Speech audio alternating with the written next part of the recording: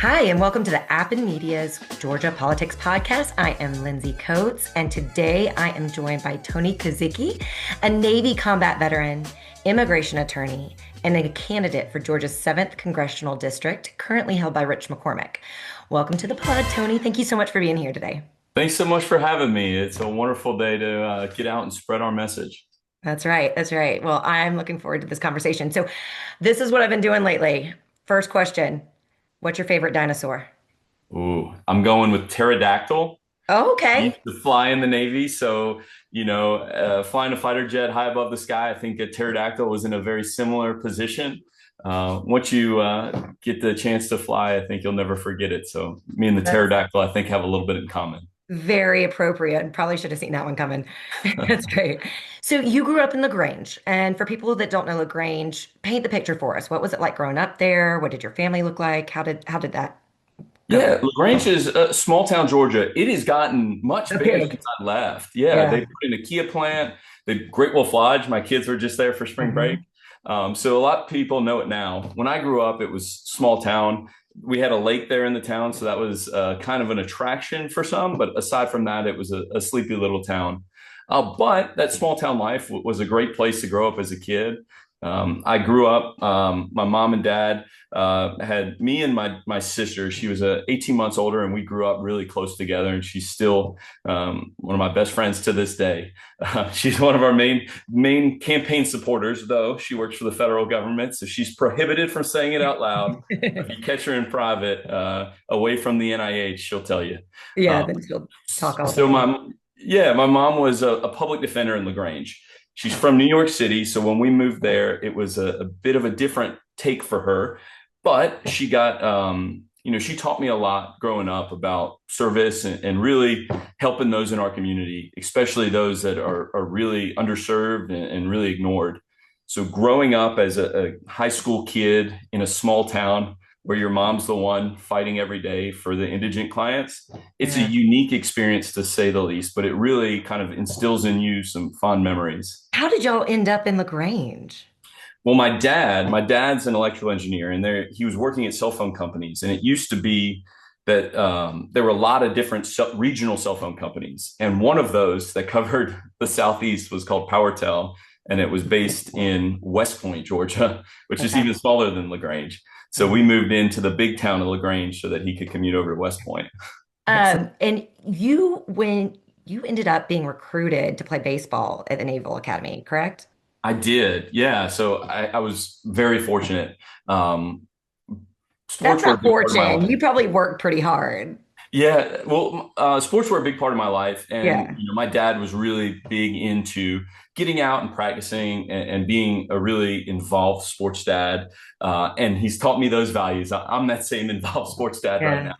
But with that, you learn to develop a skill, and when you practice and work hard, you can do good things. I got the attention of some recruiters and was very fortunate to get recruited to come play baseball at the Naval Academy. Yeah. It Still have literally memories. changed the trajectory of my life. Just being a good baseball player, shockingly. Yeah. That's incredible. So what you played first base? I did. I played first base, a place where they like to stash you if you don't have a great glove, but you can hit real well. And that was my thing. I was a power hitter. Excellent. And you mentioned you've got kids now and you're coaching and what do you want them to see when they're looking at their dad and what he's doing right now? Oh man, And an 8-year-old, how does that comprehend? Like what are they talking about? What do they think about this whole journey? yeah. I mean, when we decided to enter this race, and I'll go into the details probably at a later point, but the first thing I did, it was qualifying week. I went to my wife and I said, I'm thinking about doing this. And she told me, yes, you should do this. We then went to both of my kids individually and said, hey, this is going to be a big change to our family's life. What do you think? Think about it for a day and tell me tomorrow. And they both jumped right on board. They're very excited about it. My daughter is my number one campaign event attender. As long as she doesn't have some other activity, she's by my side every day. So Do they understand like how Congress works and like that whole piece of it and the houses and I mean they're at that sometimes things age. just work together. Yeah, The day I told him I was getting involved, my son just took his test in third grade on really. government, and they were learning this exact thing. So they have a good sense of the idea of our government. Sitting around our house, they've heard a lot of our opinion Mhm. about what's going on in our government. We run an immigration law firm, so there's a lot going on. There's a lot Mhm. of conversations that we have about the way our government's acting right now. Mhm. What I want them to take away from everything here is that their dad didn't just want to complain about things, that when there was something wrong, I did everything I could to try to make our country a little bit better of a place for them and for their future. So I really, the largest part of what's pushing me to do this is my kids, your kids, all our Yeah. kids. Eventually we need to hand this country over to them, and when they take this country, I really hope that we're proud of the country we hand over to them. Leaving it in a better spot. That's how I approach everything. Like, that's just what we're supposed to be doing. And it is so frustrating that that is not how the previous generation seems to have handled things in some cases. But no offense to them. That's my parents. Yes. Um, so you mentioned your immigration law firm, and you started this law firm with your wife and your mother. Yep. Okay, so this is not your typical business arrangement, and the dynamics I can say for our family personally, we've got four sets of parents. So that's four mother-in-laws. Oh, wow. And um, so working with your mom or working with your mother-in-law, how are those dynamics like? What's that been like? And tell us about your law firm. So my family is really close. And I think the big trick is the wife to the mother-in-law is can be a breaking point. My mom and wife get along so well. Yeah. Sometimes I almost think that I'm not the favorite child out of the two, but I know deep down that I am. But I think that's really a testament to both those women that, they get along so well. We all work together really well. And once you have real trust in people, I mean, that's what makes our business so easy to work together. Like we can really, really rely on each other. And we know that if somebody can't do something, we need to help them. And there's a reason they can't do it. We probably understand deeply what that reason is. So we all can support each other through that. I think I mentioned my mom was a public defender. So she grew Mhm. up in this space. Yeah. She's the one that encouraged my wife to go to law school when she did. I was still in the Navy at the time. My wife had wanted to go to law school when we first met in college, but she decided to move around the world with me in the Navy. But we landed in California for a 4-year period, and my mom really encouraged her to, follow her dreams. This was the opportunity to do it, and she did. So when I'm getting out of the Navy, I have two women in my life that are working together in a law firm, and I had a fantastic opportunity to not only see what they're doing and see the impact that they're able to make, but getting out, starting a new career, I got to choose my career path, and it was a natural place to go. How did you land on immigration? You know, Two parts I think pushed us in this direction. One, my mother's Puerto Rican, so we've been surrounded by Hispanic culture, growing up, and I think in California, where we were living at the time when my wife was going to law school, there is, a large Hispanic population in need of good representation. So my wife started doing clinics surrounding that space. And then the other thing that really pushed it in that direction was, and this is going to sound a bit crazy, as soon as my wife graduated law school, I moved her to Australia. My tour of duty, like I got accepted to this position in Australia where I was a liaison to their Air Force. That's right. And so she started her law firm. She learned the bar results as we sat in our house in Queensland, Australia. Wow. So as it became very natural that she'd have an opportunity to do immigration law.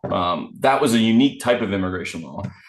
It was a lot of entertainment visas. She was helping an actor from Crocodile Dundee come to the United States to film a movie, or a musician that played country music come to Nashville, or somebody that had a family that was moving to the U.S. We could help with their visas. It changed a lot when we moved back to Atlanta. It was the first Trump administration, and it became a much different type of practice. We do a lot of immigration court work. It's just a great need for it in this community. And if you have the capacity and the ability to do it, we felt like we were in a good position to help this community. So It was like where you called to. We'll get into more of that too as it relates to this current administration.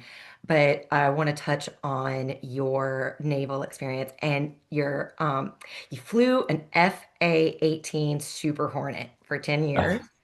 I got into watching videos today and learning. Like, what is this? Like, talk to me about that because you mentioned it earlier once you fly, but you also did 3 combat deployments. So most people are never going to understand. I certainly don't. But tell us what it's like to be in the cockpit of one of those. And I just can't Yeah. imagine. Like, try to talk me through it. Talk us through that. It was the coolest job I've ever had in my life, and I really enjoyed every day in the Navy. I know there's a standard that people tell you, say you're in the military and they say thank you for their service. I am so thankful that I had the opportunity to do Yeah. it because it was really a joy to have the opportunity.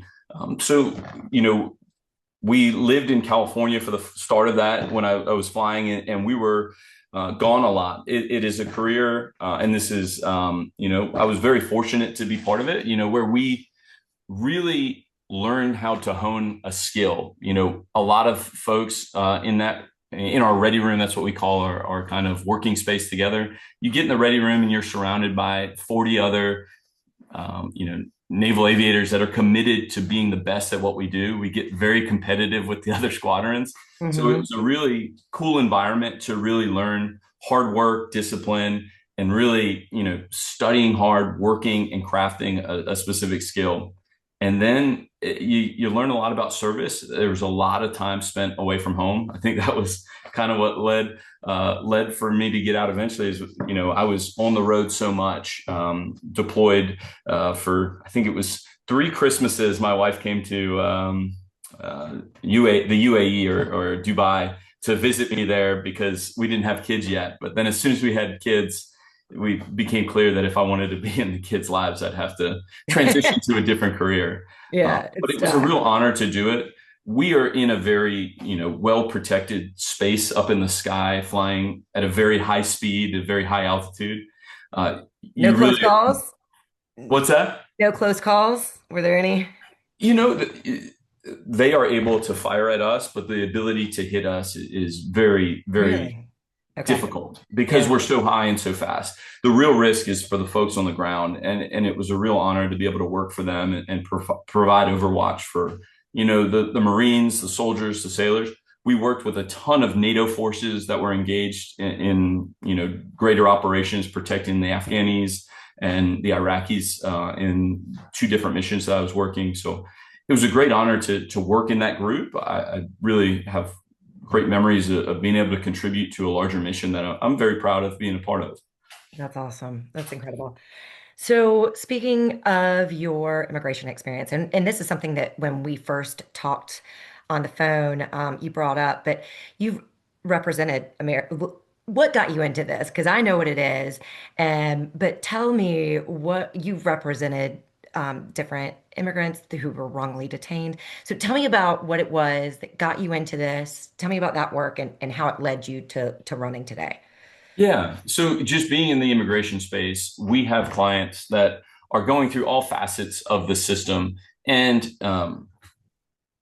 I say first and foremost, we're for secure borders. When we're an immigration law firm, we can only help people within the confines of our laws Mhm. here.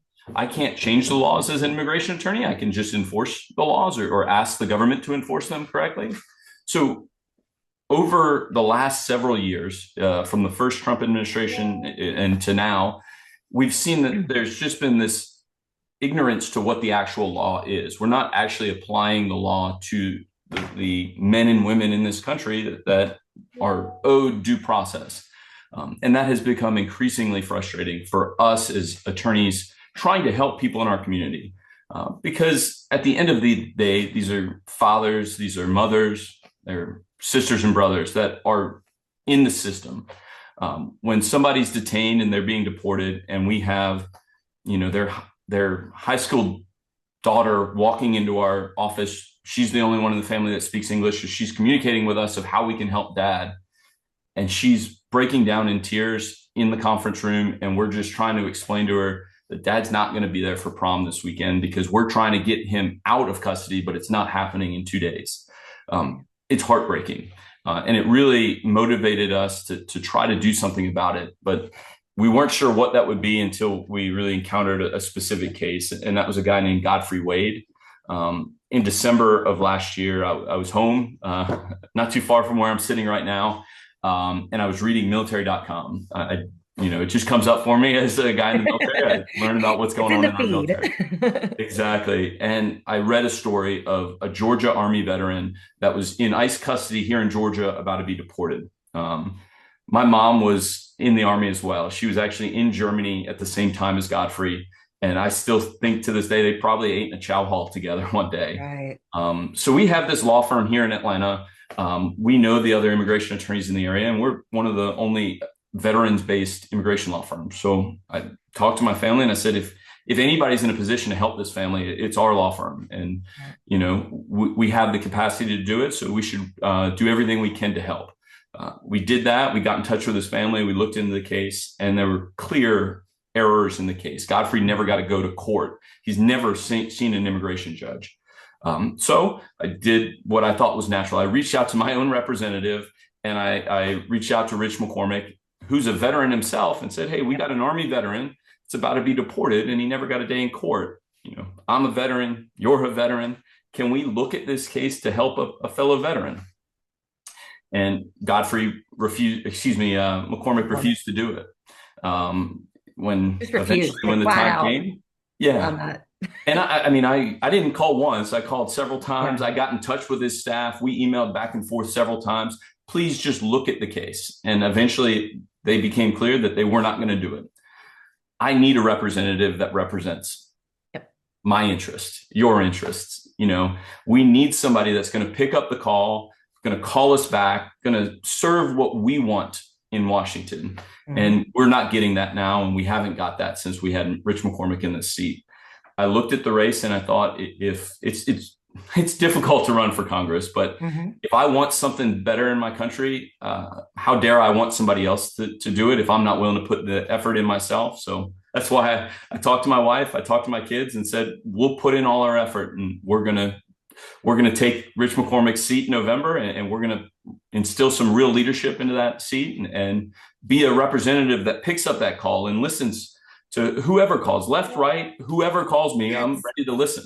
That's it. It's like, it doesn't matter to me, or it does matter, but you can go and still vote a different way. I understand that. But if you're not even willing to have a conversation with me about this and sit down and listen to both sides, like that's how far away we've gotten in this country. And we're trying to get to a point where we're bringing people back to the table together so that we can get stuff done. And the refusal to even have the conversations, it's absolutely bewildering. And I mean, I'm sure you're aware, and I've brought this up on a couple of, but the town hall here in Roswell. And I mean, he called us, related us to January 6th, people. I mean, like, where is the disconnect and how are we still continuing to have this type of leadership? So Yeah, it's absolutely wild to me. you're Um, absolutely right there. I think that's a big thing. I mean, he's coming back for the first time ever yeah, next month. It looks like he's screening tickets. So I don't know if you're able to get a ticket, but we're going to be standing right outside at his town hall event. If you don't get a ticket, come hang out with us. that's We're hosting, Tony Kozycki's hosting an event. it. Everybody's welcome. Good And we're luck. going to show what real representation looks like. That's it. Yeah, that thing is such a joke. Like so many people put in, they are definitely screening for any. I even put my name in. I was like, there's no chance I'm getting picked for this thing, but I'm gonna try. We'll see what happens. And I don't even want to go. The last time it was just being gaslit for Yeah. an hour and a half, 2 hours. I was like, I don't want to go back and be lied to on repeat. No, anyway, so we're all well aware of the unjust and like immoral mass deportation operations that are happening across the country with the ICE raids. There's wrongful detentions, people being sent to El Salvador prisons, Yeah. other countries that they have no affiliation or knowledge with. We've got people being killed in our streets. Uh, what talk to us about what you're seeing here in our District 7. What have you experienced or witnessed? Because the stories coming out of Georgia aren't nearly as intense as what we've seen in other parts of the country. But what have you seen personally? I mean, Or we has have it been worse? clients that are out there that ICE is coming to their door, Yeah. unidentified, masked, representing themselves as law enforcement, but not identifying who they are, giving off the impression that they're local law enforcement and conducting raids of homes and arresting our clients. There's a huge issue here on a lot of fronts. One of the main one, and my biggest concern at first, I thought this was going to be my biggest concern, but they've seemed to surprise me. But when this first started happening, this was a close client of mine called. They sent the screenshot from the ring cam of who was at the door. They were at work and they said, somebody's knocking on my door. I immediately call the local law enforcement and say, was this you guys? Because if there's a warrant out there and we need to, Right. figure something out, that's what an attorney does. We don't erase warrants. We solve the issue. We have to confront these issues. But they said, no, this isn't us. And ICE wouldn't do this without telling us. So I don't know who it is. So I sent them the video and eventually it became very clear that it definitely was ICE, but ICE was not following through with what they had explained to local law enforcement. And I think that was a major concern for me because we have to integrate law enforcement together. Mm-hmm. It's Mm-hmm. dangerous when we don't do that because it's just susceptible to abuse by bad actors. It makes our communities a more dangerous place if we don't allow our law enforcement to cooperate directly together. Those incidents that I thought were kind of the more concerning ones have kind of continued to broaden. I think you alluded to earlier, we've had U.S. citizens taken into custody and put in an ICE facility. The real tragedy about that is this isn't a 10 or 15-minute experience. This is It's a like multi-day experience. and far Yeah. away, hours away. Yes. To be ripped off the street away from your family and thrown into an immigration detention facility as a U.S. citizen, telling them I'm a U.S. citizen, but they don't believe you because you don't look the way that they think a U.S. citizen should look. And that's really, really harmful to the trust that I have in my government. And I think all of us here in the 7th District have in our government. And that's what we need to change. A large part about this campaign is about rebuilding trust. We need a representative that's going to get there and left, right, middle, all can just trust that the person is going to do what they believe is in the best interest of the 7th District.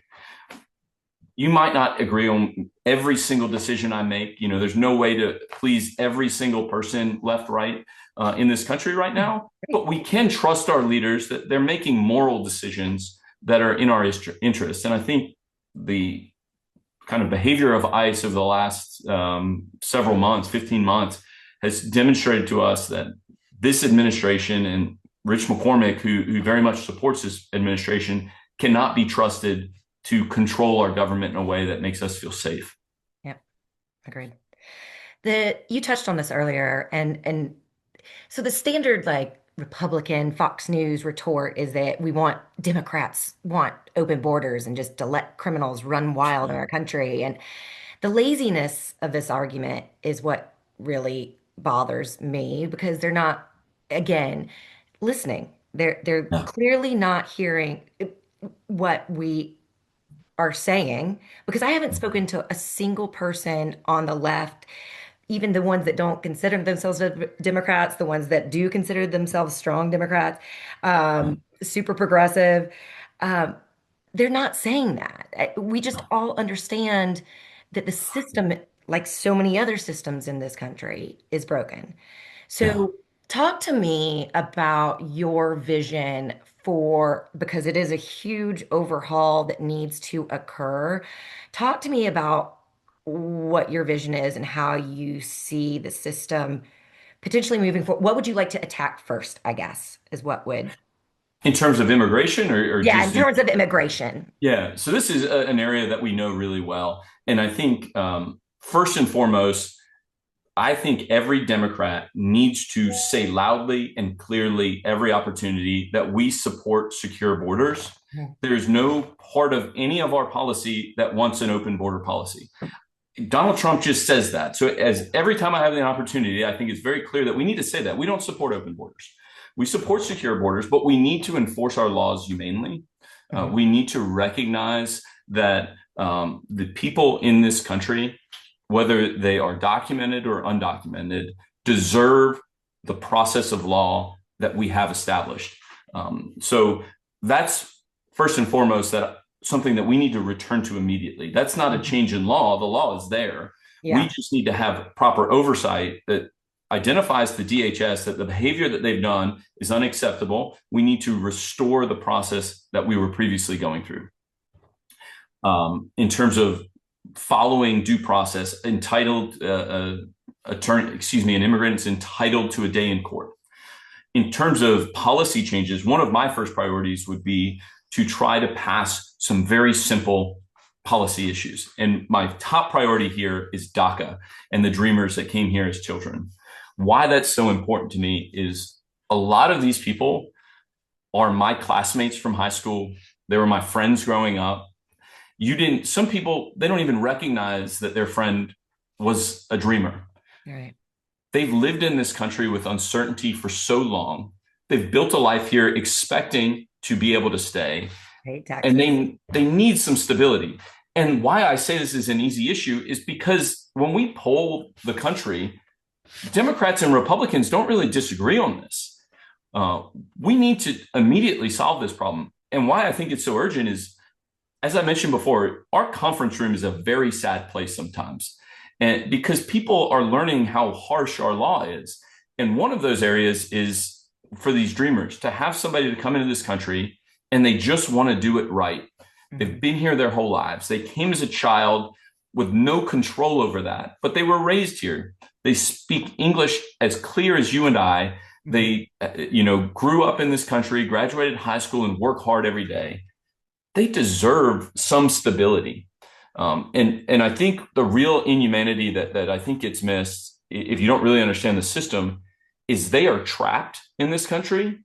I have a very close personal friend that she has now became a resident, thankfully. But for a long time, she was a dreamer. When her mom is sick back home in Mexico, she couldn't leave and go back because if she left the country, she's never allowed to come back. So she has a choice whether, can you go to your mother's bedside when she's potentially, sick and dying? Can you go to that? If you do, you'll never be able to return to your life in the United States. And it's that uncertainty that is just so heartbreaking that we need Congress to step up and solve those easy issues. The broader issues, I'm part of an organization, our firm works within AILA. It's an Immigration Lawyers Association. There are easy solutions that we all agree on that can be solved to help streamline some of our employment-based processes, which are broken. H-1B does not work as designed. The processing times for family-based petitions are so long that they make and encourage unlawful entries. We need to fix those. Those are longer conversations. We have a good grasp of what we want to do, but those are conversations we need to have with people on both sides of the aisle. But things as simple as DACA reform, that needs to happen as soon as we get to Washington with this blue wave that's coming. We know we're going to come up there. We need to get up there, work with Democrats and Republicans alike, and let's solve some of these easy issues. And then maybe the American people can start trusting us again, that we actually aren't about political theater. We're about practical solutions. So I think that's a large part of what we want to do is find these issues that we can agree on. I think that's exactly right. And it is getting back to what Congress was meant to do in the first place and working. Yes. And getting shit done. Yes, It is time to work together and move past this. Okay, so we're going to shift gears a little bit and talk about some of the other things because we know you're an immigration expert, but let's talk on some of the other things that you'll have control over. The tariffs, rising prices, everything's hitting the war in Iran. Prices are rising and hitting consumers in the checkout line right now.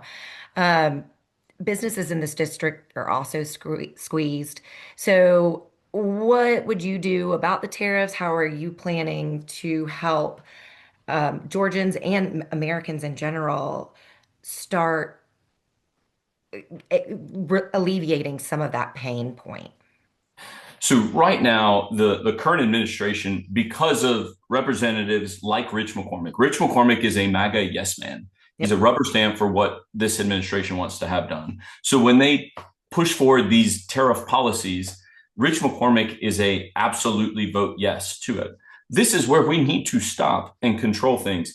I think it's become very clear that the checks and balances system of our government is working in a sense that the Supreme Court said no, that these tariffs are unlawful. So that is a very big step in the right direction. But I think the next logical step is, how do we solve this affordability crisis that we recognize is on its way?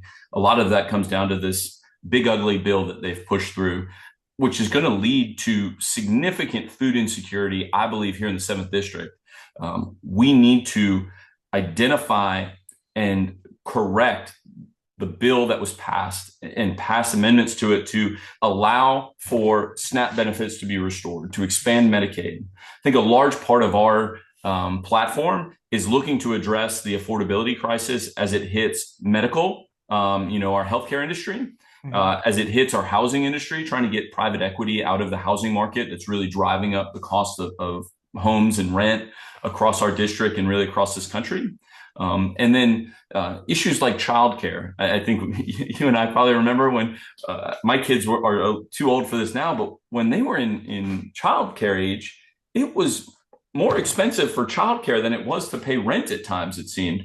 That doesn't seem logical, and it doesn't seem sustainable for a family that is just trying to get by, that they need to have a safe, secure place for their child to be in care while they work. If we want people to work, we have to be able to enable them to do that. And I think that's exactly where our federal government can step in to create and to design programs that would help lower the cost of childcare, help lower the cost of healthcare. Yeah, and another big part of this is a kind of simple solution as well, the federal minimum wage that hasn't been changed since 2009, Absolutely. $7.25 an hour. Like, who is living? Nobody can live on that in this exchange. It's impossible. So people keep bringing this up to me. Would you double the minimum wage? That's not even close to enough. Like, it's such a low amount. Like, doubling it, I mean, you can't get by on $15 an hour right now. What we need to do is have a large. So can we double it? Yeah, absolutely. Let's double it. But that's a Band-Aid to a major solution. Right. We need to make it so if you work a 40-hour work week in this country, you can survive. When we grew up, you could survive on a single income household, working 40 hours a week. You might not, be living high on the hog, but you can get by. You can pay your bills on that. And that is completely impossible in today's day and age. Right. You cannot do that. So we need to look at how, for example, these large corporations are having individuals work in their company full-time, 40 hours a week, but still requiring them to be on subsidies because they pay them so little. And then those same corporations get tax incentives for other areas of their business. We need to correct that so that these large corporations are paying their people fairly. And that's going to feed through the entire economy, that we need to increase wages so that you can work hard in this country and still be at your kid's baseball game that night. And hanging out. Yeah, you led me right into my next question, which was about the billions, hundreds of billions of dollars that go in for subsidies and tax breaks, incentives to corporations, oil companies, pharmaceutical companies, agribusinesses. And then we're told we don't have money for childcare, healthcare, housing. So touch on, do you have any specific ways that you would tweak subsidies? Do you have your a grasp on like what you would specifically change yet, or still kind of formulating that? What's your position? So one of the things I just mentioned was this idea of somebody that works full time at a large company and is still on government subsidies. Mm-hmm. What we would want to do is be able to target that company, not with a punishment, but with taking away that tax incentive. Essentially, there's the stick and the carrot. We're taking away the carrot from this company where they now get a separate tax subsidy a tax incentive for their business in another area unrelated to this employed individual that's living on government subsidies. We identify companies that abuse this kind of practice, where they have what I would call corporate welfare cultures, mm-hmm. where you can work there entirely, but you still need to be on the welfare of the government. and then that same company is getting tax incentives. We need to strip them of their tax incentives if they're unable to keep their own employees off subsidies. We own a small business. I take great pride in the fact that we provide healthcare to our employees. We provide fair pay to the employees. Well, we don't use a floor of a minimum wage. We try to pay people fairly because I want them showing up, happy to work, happy to help our clients every day. That's the same idea that we need these corporations to take. I know it's a difficult design because corporations are designed to squeeze out Stakeholders. financial incentive, Yeah. but the government's role in the system is to make sure that we are looking out for the best interests of us as citizens of this country. Mhm. So we should design that system directly to benefit us. And that's one example is where we need to identify this corporate welfare culture that's been created. Uh, you brought up housing earlier at the federal level and corporate ownership. And so I'm in real estate and it's in Forsyth is growing. It's one of the fastest growing districts as well in the country almost. So what do you see happening at a federal level? And Trump brought up something, I don't even trust it. I'm like, I can't even begin to think. But what do you see at a federal level of being able to do to help with housing costs? I think one of the major issues that we have identified is the private equity stepping into this space and buying up large swaths of the market. The danger here is this isn't capitalism anymore. Private equity has the ability to corner a market. And if they take over the market, everyday Americans aren't going to be able to afford housing. So, in this type of space, this is exactly where I think our government needs to be. Housing is a basic necessity.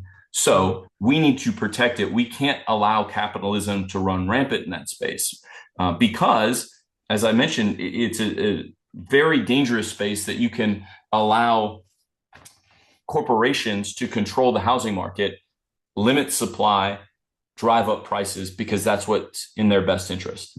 We need to encourage building. That's Mhm. what we're missing here. Atlanta is behind the curve in catching up to the growth of the South. It is fantastic. We've done a fantastic job here in Georgia of growing business and growing our community. We need to catch up in the housing market. We need to streamline the permitting process for building so that we can match the growth of our the suburban population as it grows. And then at the same time, we need to limit the ability for private equity to buy up these housing. We need to, corner this market for everyday Americans. Yeah. I mean, some of this is going to come down to you working with state leadership to work with Yes. municipal leadership and more local leadership because that's where a lot of the restraint and zoning codes and things like that are coming from. And there just has to be some form of relief where each level of government is having these conversations and staying in touch with one another so that you're at the top able to like restrain the corporations, but yet at the local level, you're saying, okay, we can do this, but yet you're still not going to get the growth if you don't change X, Y, Z. And it takes all of us working together in that Yeah. manner to get to where we need to go, which is hard because it's a lot of people and it's really big. And so anyway, um, you talked about restoring trust in government and getting dark money out of politics. Another thing I'm very big on, banning stock trading. Rich McCormack has violated the Stock Act, Yes. did not report $360,000 of trades that he made in a timely fashion. And I don't want to just pick on him because it is not just him. It is multiple offenders in 2025 on in both parties. I mean, there Okay. was 10 to a dozen on both sides of the aisle. So what do we do? I mean, how do Yeah. we change that part of the system? Do you just take away the right for congressional leaders once you're in office to do I don't know how to solve that problem. It's just something that's been going on in my head since I've started reading up on it more. But what are your thoughts? So this is every time I speak and I have the opportunity to bring up our policies, my number one policy that we're looking to put in day one focuses on this because I think it's a simple issue that the American people want. It's just the leadership in Washington right now doesn't have an appetite for. Mm-hmm. It is to ban what I call congressional insider trading. What it would mean conceivably is you have to place your assets into a blind trust and you cannot trade on individual stocks. Doesn't mean you can't invest. If you have money and you put it into a blind trust, it is being traded just without your control over it. So it doesn't hurt you per se. You're just not able to take advantage of the system. You're not able to have a leg up on the public.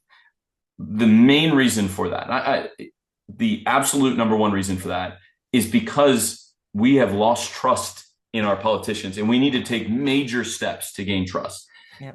When I talk to my kids every day, whether it's brushing their teeth or cleaning their room, it's about trust. If I ask you if you did it, you tell me the truth. That's all I want, even if you didn't do the right thing. That's what we don't have with our leaders in Washington, and they won't give that to us. So those little steps, I think, help go a long way to rebuild that trust. So that is one of our main priorities. And you bring up a great point. And every time I bring it up and there's a Republican in the room, they run up to me to make sure I understand that Democrats are violators. I know. I'm not here to tell you. It's not them all. It's not just, yeah, exactly. It's the same idea. And I hate to open another can of worms about the Epstein files. There's people on both parties in it. We know it. Yeah. Yes. Bring them all out. So what happened with Swalwell? Like, it's fine. Yeah. Let's get rid of all of them. Yes. If you should be punished, you should be punished. Like, I'm not here to protect somebody just because they have a D next to their name. If they're doing this corporate insider trading, it needs to stop. Yeah. It needs to stop and they need to be exposed for doing it. Yeah. Because it's a trust issue for me. And we need the American people to view congressional service as public service. And that's what I want to instill up there is that, you're there for a set period of time to contribute back to your government. The government has given me so much. The United States has given me and my family so much. It's a time to go up and do hard work that's dedicated to our community. It's not a time to fill your pockets with as much money as you can find. Right. Exactly. Couldn't agree more. Okay. Last question before a lightning round. All right. All right. 10 years from now, if this campaign succeeds, when this campaign succeeds. Yes, I like that. What does Georgia District 7 look like? What's one thing that you want to have changed? I think Georgia 7th is a thriving community where the middle class is right up next to the upper middle class and upper class. We live together as one, group together in harmony and happiness. That's what I see quickly disappearing from the United States.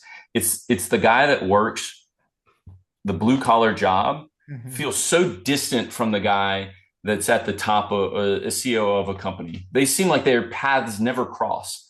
I hope that they hang out together at a local event down at the Cumming Square for 4th of July, because that's what our society has become again. We've become a place where we enjoy our neighbors and we trust them. And we trust our government more than anything, that we trust that our government has pointed us in the right direction.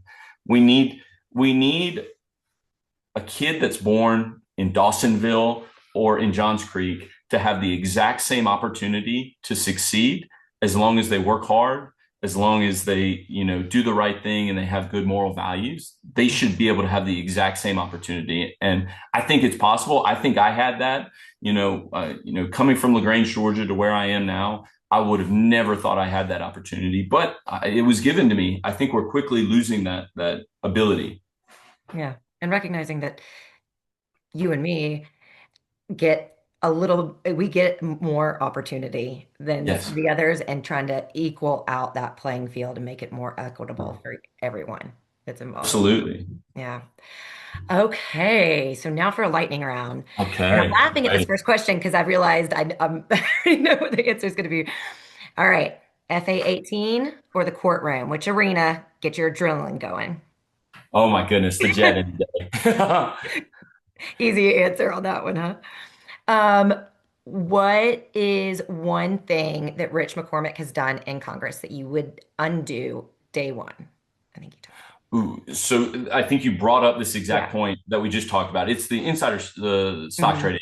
I think that is one of the main reasons, not one of the main, it is a main top reason to distrust him. There's many other reasons, but I think that is a very obvious one to stop. Favorite sport to coach? Baseball. Love baseball. Take My you back to favorite your sport. roots. All. Yep. And lastly, if you could say one thing to every immigrant family in Georgia right now, what would you say? We feel you. We truly understand what you're going through. This country and this government does not treat you right now, and there's so many of us throughout this country that want better for you and want to treat you better. And I believe new leadership, I know that new leadership is on the way, and we intend to live up to the ideals that America was built on.